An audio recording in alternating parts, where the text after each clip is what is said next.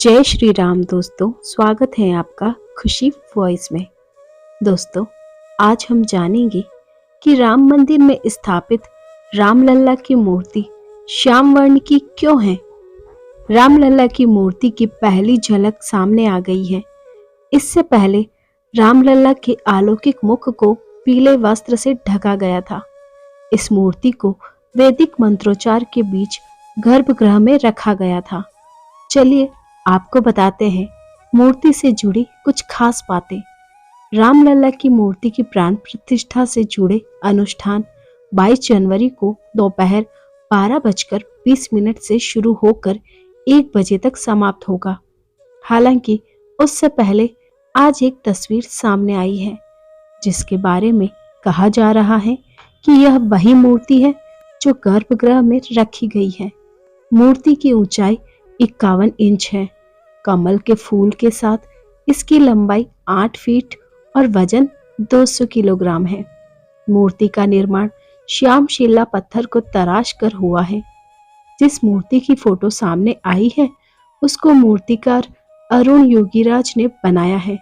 दरअसल रामलला की 3 मूर्तियों का निर्माण हुआ है, जिसमें से एक को मूर्तिकार सत्यनारायण पांडे ने राजस्थानी शिला से बनाया है, जबकि मूर्तिकार गणेश भट्ट और अरुण योगीराज ने कर्नाटक के श्यामशिला से 2 मूर्तियों का निर्माण किया था। रामलला की प्रतिमा का निर्माण करने का जिम्मा कर्नाटक के प्रसिद्ध मूर्तिकार अरुण योगीराज को सौंपा गया था। अरुण योगीराज प्रसिद्ध मूर्तिकार योगीराज शिल्पी के बेटे हैं और उनके दादा को वाडियार घराने के महलों में खूबसूरती देने के लिए माना जाता था। अरुण मैसूर महल के कलाकारों के परिवारों से आते हैं। अरुण पूर्वजों की तरह मूर्तिकार नहीं बनना चाहते थे, बल्कि 2008 में मैसूर विश्वविद्यालय से MBA किया। इसके बाद वह एक प्राइवेट कंपनी के लिए काम करने लगे, लेकिन उनके दादा ने भविष्यवाणी की थी कि अरुण बड़े होकर मूर्तिकार बनेंगे। 37 साल बाद यह सच हुआ और अरुण योगीराज ने सुभाष चंद्र बोस की 30 फीट ऊंची प्रतिमा बनाई, जिसे इंडिया गेट पर अमर जवान ज्योति स्थल पर स्थापित किया गया है। इसके साथ ही केदारनाथ में स्थापित आदि शंकराचार्य की 12 फीट ऊंची प्रतिमा भी उन्होंने ही बनाई है। आज जिस मूर्ति की तस्वीर सामने आई है, यह मूर्ति श्याम रंग की है, जिसको लेकर लोगों के मन में जिज्ञासा है। सवाल उठ रहा है कि क्यों राम मंदिर में श्याम वर्ण की मूर्ति का चयन किया गया। रामायण में भी कहा गया है कि प्रभु श्री राम श्याम वर्ण के थे और इसलिए इसको ज्यादा महत्व दिया गया। भगवान राम श्याम और शिव गौर वर्ण के हैं। भगवान श्री राम की स्तुति मंत्र में कहा गया है, नीलांबुज श्यामल कोमलांगम सीता समारोपित वाम भागम पाणो महासायक चारु चापम नमामि रामः रघुवंश नाथम।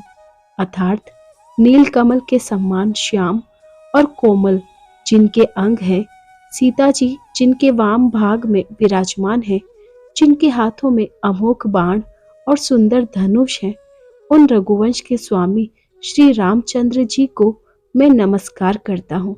अर्थात परमात्मा श्री राम श्याम वर्ण के हैं। वही महादेव शिव की अन्य स्तुति में कहा गया है, कर्पूर घोरम करुणावतारम संसार सारम भुजगेंद्रहारम सदा बसंतम हृदयारविंदम भवम भवानी सहितम नमामि। जिसका अर्थ है, जो कपूर जैसे धवल उज्जवल वर्ण वाले हैं, करुणा के अवतार हैं, संसार के सार हैं, भुजंग जिनका हार है, वह भगवान शिव माता पार्वती सहित सदैव मेरे हृदय में निवास करें। स्तुति के अनुसार यह निश्चित हो जाता है कि महादेव शिव और गौर वर्ण के हैं। महादेव शिव भगवान श्री राम के हैं आराध्य। भगवान श्री राम महादेव शिव के आराध्य हैं और महादेव शिव भगवान श्री राम के आराध्य हैं। उनके इसी परस्पर भाव के कारण रामेश्वरम तीर्थ की व्याख्या हमारे ऋषि मुनियों संतों ने कुछ इस प्रकार की है। रामस्य ईश्वर स रामेश्वरम, अर्थात जो राम के ईश्वर हैं वे रामेश्वर हैं।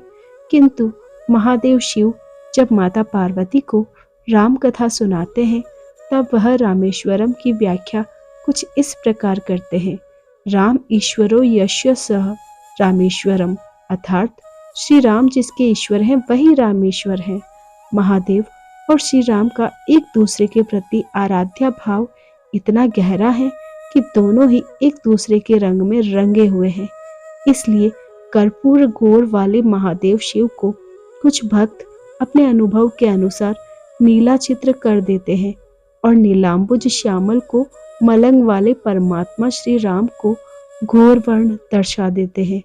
भक्ति के चित्र की भाव दशा के अनुसार ही भगवान का चित्र भर कर आता है, किंतु परमात्मा को आनंद तब मिलेगा जब उनकी श्रेष्ठतम रचना मनुष्य उनके चित्र को पूजने तक नहीं बल्कि उनके चरित्र को अपने अंदर ढाले।